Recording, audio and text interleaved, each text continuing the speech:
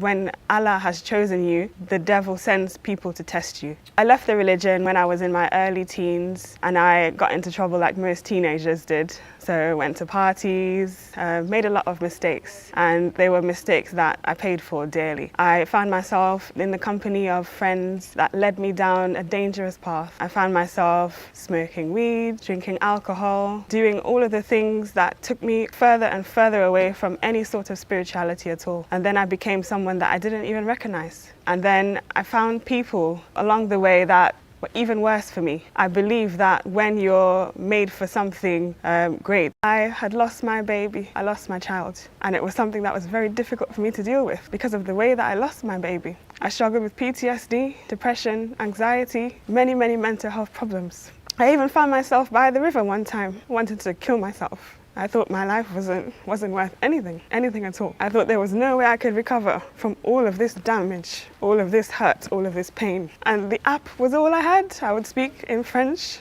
It was truly all that kept me going. And alhamdulillah, I found someone on that app who was a Muslim.